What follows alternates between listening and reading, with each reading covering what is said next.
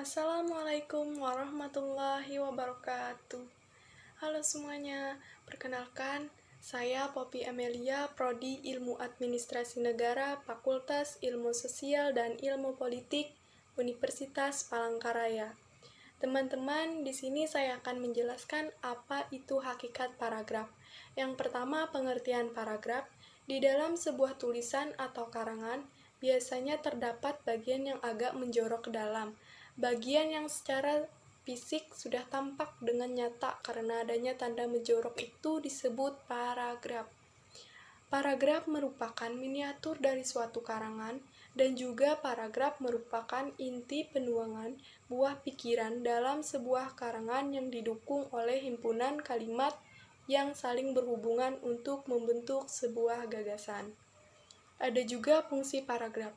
Fungsi paragraf yaitu untuk memudahkan pengertian dan pemahaman dengan memisahkan satu topik atau tema dengan topik atau tema yang lain, karena setiap paragraf hanya boleh mengandung satu unit pikiran atau ide pokok. Ide pokok tersebut berfungsi sebagai pengendali informasi yang diungkapkan melalui sejumlah kalimat. Selanjutnya, gagasan utama dan kalimat topik. Gagasan utama ialah pikiran utama yang menjadi pokok persoalan atau pokok perbincangan dalam sebuah permasalahan. Gagasan utama tersebut dikemas dalam sebuah kalimat topik. Fungsi kalimat topik yaitu memberitahukan kepada pembaca mengenai apa yang diperbincangkan di dalam paragraf itu.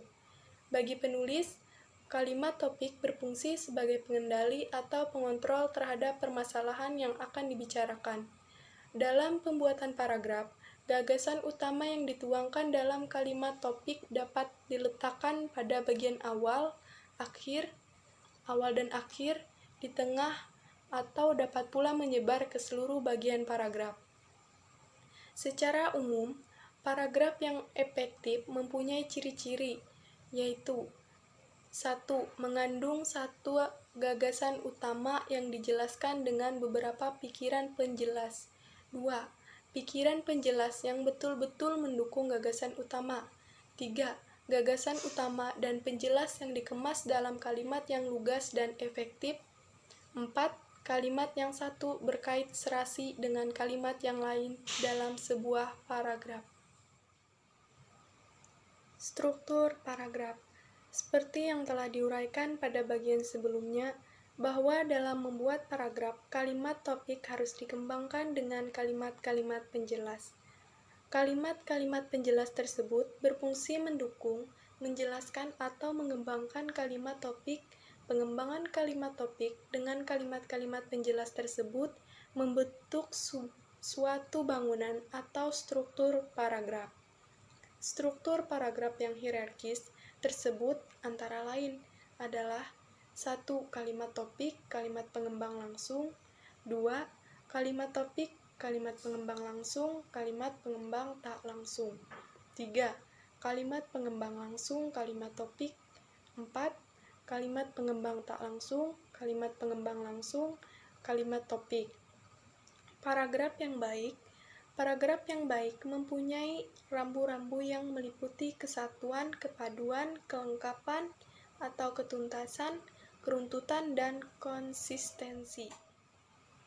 Kesatuan paragraf yaitu kesatuan berkaitan dengan adanya sebuah gagasan utama dan beberapa gagasan tambahan atau penjelas yang mendukung gagasan utama itu. Dalam gagasan tambahan tersebut tidak boleh terdapat unsur-unsur atau informasi yang sama sekali tidak berhubungan dengan gagasan pokok. Kesatuan paragraf dapat terpenuhi jika semua informasi dalam paragraf itu masih dikendalikan oleh gagasan utama. Dengan kata lain, informasi dalam paragraf itu hanya terfokus pada topik yang dibicarakan. Kepaduan paragraf. Kepaduan suatu paragraf berkaitan dengan keserasian antar kalimat yang membangun paragraf tersebut. Keserasian hubungan antar kalimat dalam paragraf dapat dibangun dengan menggunakan alat kohesi, baik gramatikal maupun leksikal. Alat kohesi gramatikal yang dapat digunakan untuk membangun paragraf yang padu antara lain adalah 1. Kata transisi, 2. Referensi, 3. Paralelisme, 4. Elipsis. Sementara itu, alat kohesi leksikal antara lain berupa 1. Sinonim, 2. Antonim, 3. Hiponim, dan 4. Repetisi. Kata transisi merupakan penghubung atau perangkai yang digunakan untuk menghubungkan unsur-unsur dalam sebuah kalimat atau antar kalimat dalam sebuah paragraf. Referensi atau pengacuan merupakan hubungan antara referen dengan lambang yang dipakai untuk mewakilinya.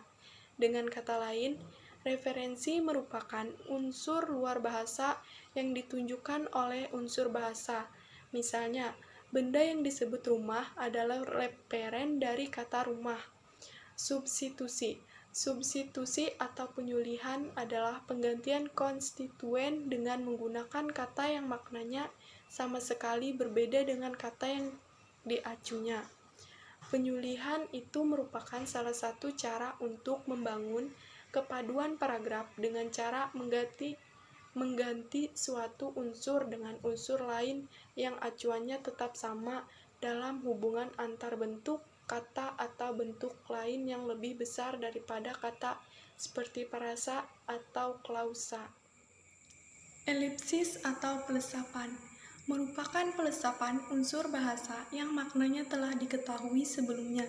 Berdasarkan konteksnya, pada dasarnya elipsis dapat dianggap sebagai substitusi dengan bentuk kosong atau zero. Unsur-unsur yang dilesapkan itu dapat berupa nomina, verba atau klausa. Elipsis nominal merupakan pelesapan nomina, baik berupa leksikal maupun frasa.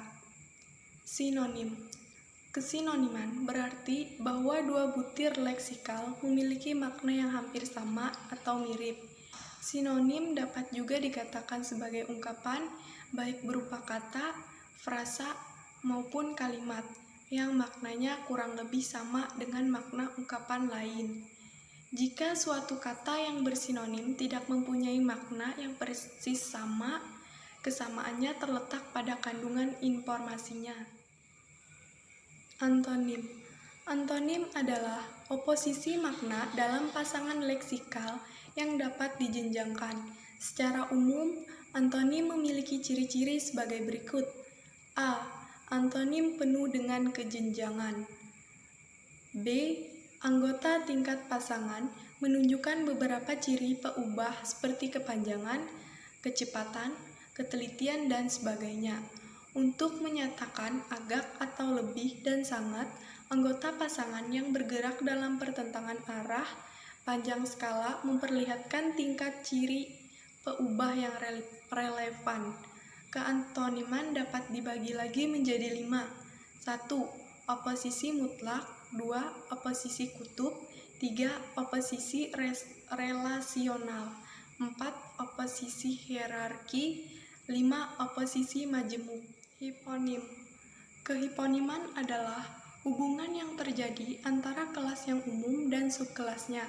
Bagian yang mengacu pada kelas yang umum disebut superordinat, sedangkan bagian yang mengacu pada subkelasnya disebut hiponim. Kehiponiman dapat dikatakan sebagai hubungan makna leksikal yang bersifat hierarkis antara suatu konstituen dan konstituen yang lain. Relasi makna terlihat pada hubungan antar konstituen yang memiliki makna yang khusus.